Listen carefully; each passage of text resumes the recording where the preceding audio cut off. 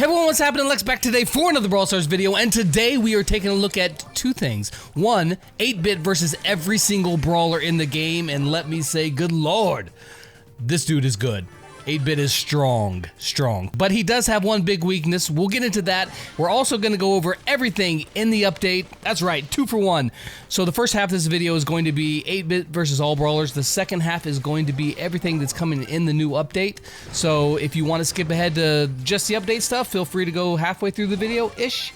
I'll put some timestamps in the description down below. Now, right before we hop into looking at 8-bit and showing him against every single brawler in the game, I have an announcement for you guys. As you guys know, I am part of Tribe's creative team, and starting this Wednesday, me, Ben, Ray, OJ, Chief Pat, Kairos, we are all going to be streaming probably 2 to 3 times per week over on Twitch. So you guys be sure to go follow me over on Twitch right now. So let's take a look at 8-bit real quick before we hop into these games. As you can see, he is a trophy road brawler at 6,000 trophies. His star power boosted booster increases the damage booster range by 50%. So his turret doubles in width whenever you have his star power. Now his other star power is not released yet, but what it's going to do, it's going to be called 1-Up. And 8-bit will instantly respawn once per game. So like if you die in the middle of a match, boom, you can respawn. Just straight up respawn, you're coming back to life. Only can happen once per game though. That's his other star power called 1-Up, not in game yet, soon to be coming. Also, before you think about it, no, it doesn't work in big game. 8-bit wrecks almost everyone. He is going to be strong. Let's take a look at the first 4 victims against 8-bit.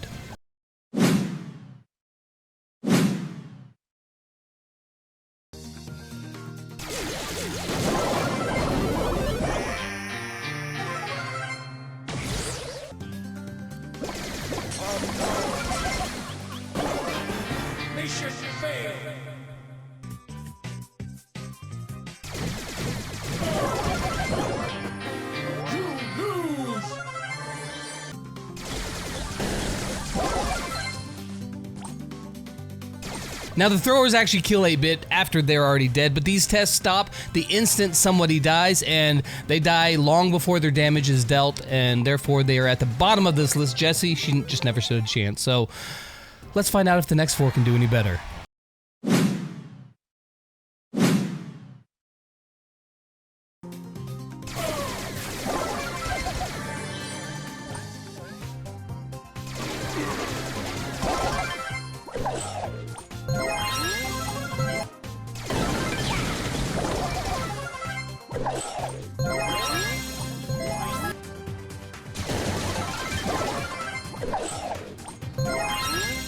Now, of course, the brawlers with small amounts of health, they're going to get thrashed because 8-bit does a ton of damage, but Poco, he has quite a bit of health, however, he does little damage, so, yeah.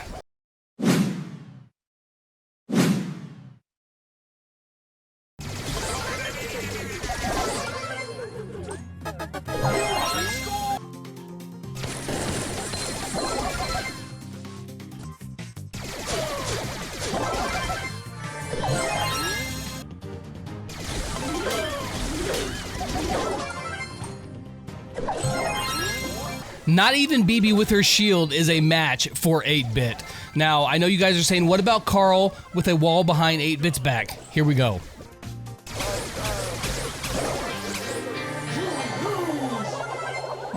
I didn't record it, but if you have 8-bit's turret helping him out, even with a wall behind behind his back, Carl will lose. Speaking of his turret, any brawler that 8-bit loses to in this, I will use his turret to see if we can make enough of a difference to regain and have them beat it. Although it won't be final results, it would be interesting to see. But trust me, that's not till the very end because he hardly loses.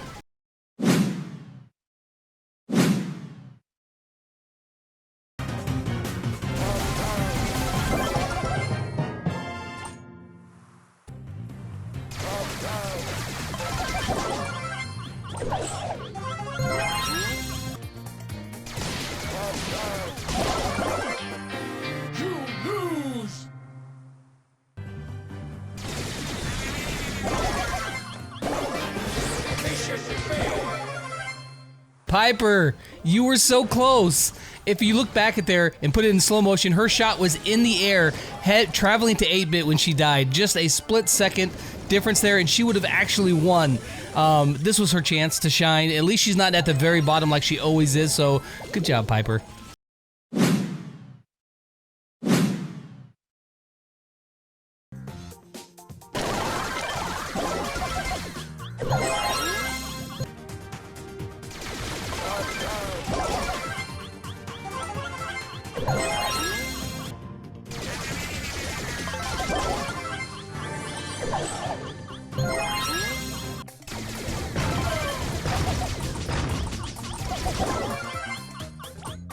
Look at 8-bit, outgunning the gunner Colt himself. Even taking down Frank, that one was really close at the end. It was whoever got their reload the quickest. Frank was winding up, but 8-bit took him down. Now Pam, we used Mama's Hug, gave her health back. That's the one that performed better. However, if you want to know what happens if both Pam has her turret and 8-bit has his turret, they both mingle and let's just go crazy with Mama's Squeeze and 8-bit's turret, this is what happens.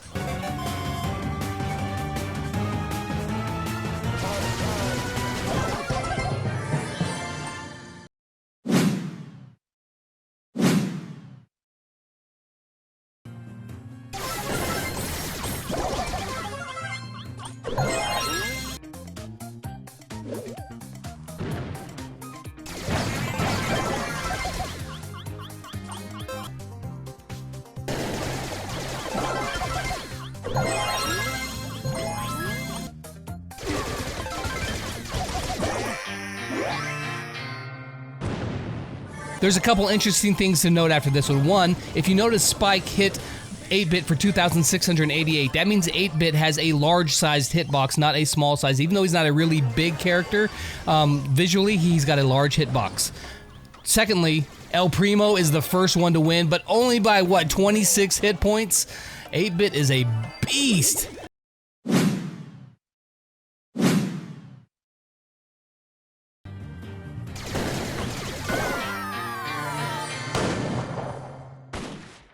Now that Band-Aid has been nerfed, we can go ahead and include it back in there because it's not completely ridiculous like it was before. Shelly wins with like 2,700 health left on her. Not a bad showing. However, what happens if 8-bit has his turret?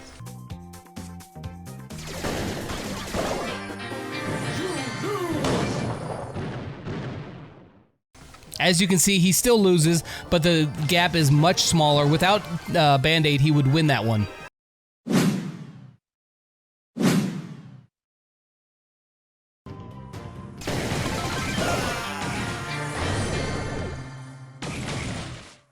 Whew, yeah, 3,108 hit points left on Daryl when 8-bit goes down. Daryl is just a beast. You guys know this. He does like so much damage, and he comes in second place on this. But with 8-bit's turret, here we go.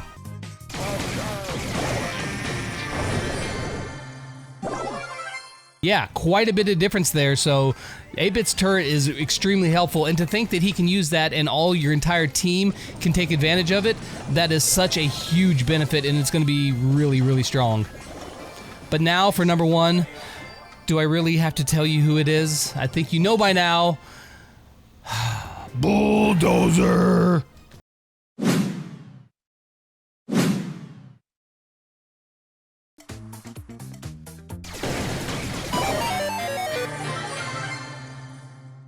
And even with the turret.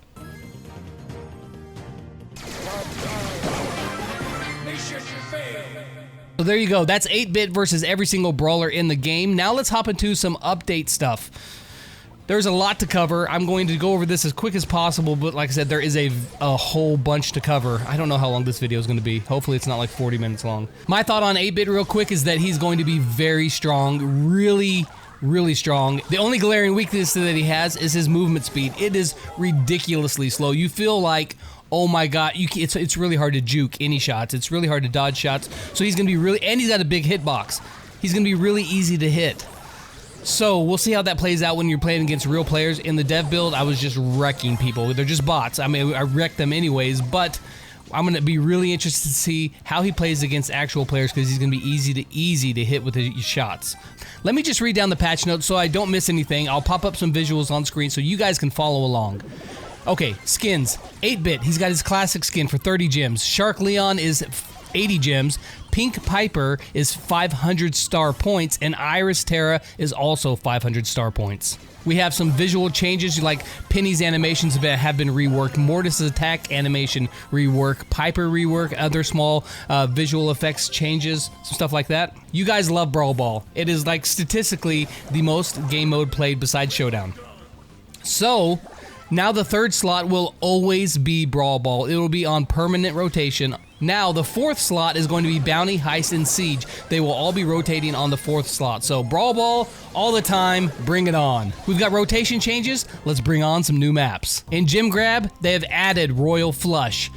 Showdown, they have added Deserted Vortex, Outrageous Outback, Barren Badlands, and Critical Crossing, while they have removed Eye of the Storm, Thousand Lakes, Hot Point, and Skull Creek. In Brawl Ball, we have added a bunch of maps: Field Goal, Post Haste, Slalom Slam, that is a tongue twister, Course, what are you guys doing to me, Brawl Stars?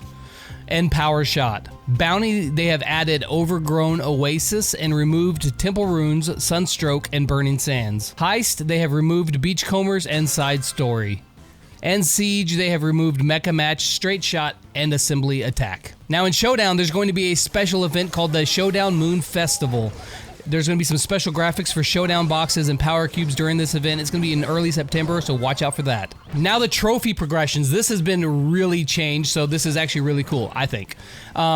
New Brawler ranks added. Rank 21 is at 550 trophies, and it goes all the way up to rank 35 at 1,250 trophies. That's going to be very hard to get to, but now there's ranks 21 through 35. You will get new one-time star points rewards at rank 25, 30, and 35 with 400, 500, and 600 star points respectively. This part's really cool. I'll read what it says here. Players who have already passed these new rank thresholds are automatically compensated with the rank, star point, and token rewards upon launching the game. So for instance, my Crow, I pushed him over 1,000 trophies. I will get rank 30 and the star points and the tokens that I would have gotten for reaching that rank. It knows your highest trophy point ever, and it'll give you the rewards for that. Pretty cool. Now all free-to-play players rejoice. You guys were talking about you hated losing your season rewards. Well, we've got something for you.